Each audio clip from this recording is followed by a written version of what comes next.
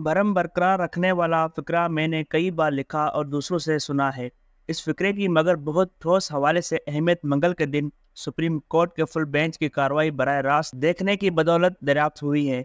ये कार्रवाई देखते हुए कई बार दिल में यह ख्वाहिश भी उभरी कि काश इज़्ज़त माब चीफ जस्टिस साहिब हमारी आला तरीन अदालत की कार्रवाई टेलीविज़न स्क्रीनों पर बराह रास्त दिखाने की रवायत मुतारिफ करवाने से इज्तनाब इख्तियार करते। मेरे और आप जैसे सादा लोग नस्लों से यह फ़र्ज़ किए हुए थे कि इज़्ज़त माप जज साहिबान की ज़ाती नज़रियात और तरजीहात हरगिज़ नहीं होती।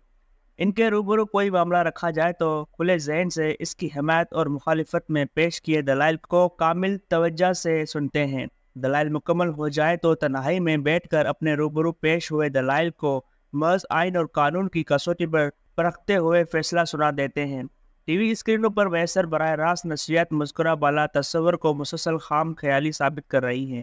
यह हकीकत बिल्कुल खुलकर सामने आ गई है कि जिस मामले का सुप्रीम कोर्ट की फुल कोर्ट इन दिनों जायजा ले रही है, इसके बारे में आला तरीन अदालत के जज अपनी राय बना चुके हैं। इंतहाओं में तकसीम हुए इस राह के होते हुए दरमियान वाली राह निकालने की गुंजाइश ही नजर नहीं आ रही। मंगल के दिन सुप्रीम कोर्ट की बराह रास्त कार्रवाई देखते हुए मैं अक्सर ये सोचने को मजबूर हुआ कि अगर कार्रवाई बंद कमरे तक ही महदूद रहती तो शायद अपनी राय बना चुके चंद अज़द माप जज वकला की जानिब से अपनी राय के खिलाफ आए दलाइल सुनने के बाद अपनी सोच से रुजू करने को आमादा हो जाते। टीवी स्क्रीनों की बदौलत लेकिन हज़ारों नहीं लाखों अफराद अब दो मुख्तलिफ ग्रोहों में तकसीम हुए जजों की सोच से बखूबी वाकिफ़ हो चुके हैं। इनमें एक ग्रोह इसरार किए जा रहा है कि शहबाज हुकूमत के दौरान चीफ जस्टिस साहिब की इख्तियारात को लगाम डालने के लिए जो कानून बनाया गया था वो अदालत की आज़ादी व खुद मुख्तारी में मुदाखलत थी। मज़कूरा मुदाखलत की वजूहात भी असूली नहीं बल्कि हुक्मरान एहतियात की सियासी तरजीहात थी। इज़्ज़त माप जजों का दूसरा ग्रुप मगर दयानतदाराना इंकसारी से इतराफ़ कर रहा है कि अज़कुर इख्तियारात का फ़ायदा उठाते हुए माजी की चीफ जस्टिस शाहाना मजाज के साथ मनमानी करते रहे। अपनी पसंद की अदालती फैसलों के हसूल के लिए बतदरीज अहम ख्याल जजों पर मुश्तमिल बेंच बनाने की रवायत कायम हुई। ऐसे बेंचों की बदौलत जो फैसले आए उन्होंने अंधी नफरत व अकीदत में तकसीम हुई सियासत में एक फरीक का डट कर साथ दिया। इसकी वजह से हमारे यहाँ सियासी इंतशार मज़ीद गंभीर होना शुरू हो गया। मामलात को मज़ीद बिगाड़ने से बचाने के लिए लाजमी है कि चीफ जस्टिस की इख्तियारात महदूद किए जाएँ। वो असखुद कोई मामला उठाने के बजाय अपने दो सीनियर तरीन साथी जजों से मुशावरत के बाद इस संबंध में कदम उठाए। चीफ जस्टिस समेत 3 सीनियर तरीन जजों पर मुश्तमिल कमेटी ही बेंच साजी में भी कलीदी किरदार अदा करे ताकि आला अदालत के रूबरू फरीकैन को इंसाफ होता नजर आए। पाकिस्तान का आम और बेइख्तियार शहरी होते हुए मैं 2 टके का रिपोर्टर ये तय नहीं कर सकता कि मज़कूरा बाला गिरोह में से किस गिरोह की सोच दुरुस्त है। जान की अमान पाते हुए अलबत्ता अर्ज़ करना चाहूँगा कि इफ्तिकार चौधरी साहब ने नाम नहाद अवामी तहरीक की बदौलत चीफ जस्टिस के मनसब पर 2009 में वापस लौट कर अस खुद ऐसे कई इक़दामात लिए जिन्होंने अवाम की मुंतखब करदा पार्लियामेंट को कमज़ोर से कमज़ोर तर बनाते हुए बिल आखिर उसे चोरों और लुटेरों की आमादगाह साबित कर दिया।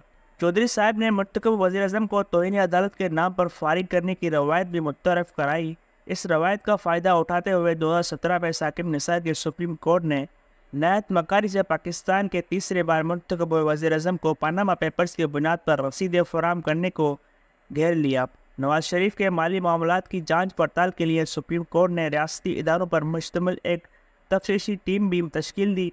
इस टीम में अस्करी इदारों को भी नुमाइंदगी दी गई थी। हमारे तहरीरी आइन के मुताबिक चीफ एग्जीक्यूटिव कहलाता वज़ीर आज़म कई दिनों तक मुल्जिम की सूरत ऐसे अफसरों के रूबरू पेश होता रहा जो अपनी कारकर्दगी के बाबत चीफ एग्जीक्यूटिव को जवाबदार थे। अपने मातहतों की कारकर्दगी पर निगाह रखने का हकदार इनके रूबरू गुनाहगारों की सूरत पेश होता रहा। बिल आखिर नवाज शरीफ को पानामा नहीं बल्कि अकामा की वजह से किसी भी अवामी ओहदे के लिए ताहयात नाअहल ठहरा दिया गया। बाद अदा सुप्रीम कोर्ट ही के एक और इज़्ज़त माब जज के बराह रास्त निगरानी में तफ्तीशी टीम के जमा किए मवाद की वजह से एहतसाब अदालतों में मुकदमात चले। मियाँ साहब को इनकी दफ्तर समेत एक मुकदमे में सज़ा सुनाकर जेल भेज दिया गया। जेल से मगर उनकी खराबी सेहत की बुनियाद पर निकाल कर पहले अस्पताल और बाद अदा लंदन भिजवा दिया गया। मरीम नवाज साहिबा के खिलाफ सुनाई सज़ा इसके बाद नाजायज़ करार पाई। इफ्तिकार चौधरी और साकिब निसार के सुप्रीम कोर्ट के हाथों मुंतखब अफराद की जो दुर्गत बनी, इसकी वजह से चीफ जस्टिस के इख्तियारात को लगाम डालने की गुंजाइश पैदा हुई। اہم ترین پہلو یہ بھی ہے کہ سپریم کورٹ کے ہاتھوں براہ راست عوامی عہدوں کے لیے نااہل قرار پایا افراد اپنے خلاف عائد فیصلے کے خلاف اپیل کے حق سے بھی محروم ہو جاتا ہے۔ ذوالفقار علی بھٹو کے خلاف سنائی موت کی سزا کے خلاف سپریم کورٹ سے رجوع کرنے کا موقع میسر رہا۔ عمران خان بھی اگر ٹرائل کورٹ کے ہاتھوں سائفر وغیرہ کے تحت چلائے مقدمات کی وجہ سے انتخاب میں حصہ لینے کے نااہل ٹھہرا دیے گئے تو ایک نہیں بلکہ دو عدالتوں یعنی ہائی کورٹ اور سپریم کورٹ سے ریلیف کی توقع رکھ سکتے ہیں۔ ماضی میں چیف جسٹس کے شاہراہ اختیارات کی بدولت جو انصاف یہاں دیکھنے کو ملی، ان کا تفصیلی تذکرہ شاید ہی ٹی وی اسکرینوں پر براہ راست دکھائی کارروائی کے دوران سننے کو ملا۔ تمام در بحث اس نقطے تک محدود ہو چکی ہے کہ پارلیمنٹ آئینی ترمیم کے بجائے سادہ قانون کے ذریعے سپریم کورٹ کے انتظامی معاملات میں مداخلت کر سکتی ہے یا نہیں۔ اس سوال کے بارے میں گروہوں میں بٹے عزت مآب جج واضح طور پر اپنی رائے بنا چکے نظر آ رہے ہیں۔ ان کے روبرو کھڑا وکیل ان کے ذہن میں موجود رائے کو تقویت دیتا سنائی نہ دے تو اسے تواتر سے سوالات اٹھا کر ہلکان کر دیتے ہیں۔ بسا اوقات ان کی رائے کی حمایت کرنے والے وکیل کو سوال کے ذریعے دلیل بھی فراہم کر دی جاتی ہے۔ بات فقط وکلاء کو لقمے دینے یا انہیں دھکا دینے تک ہی محدود رہتی تو شاید میں حیران و پریشان نہ ہوتا۔ منگل کے روز بینچ پر بیٹھے ایک عزت مآب چیف جسٹس صاحب سے نوک جھونک کرتے بھی دکھائی دیے، جس نے ہمارے اعلیٰ ترین عدالت میں پائے جانے والی تقسیم کو خلق خدا کے سامنے مزید عیاں کر دیا ہے۔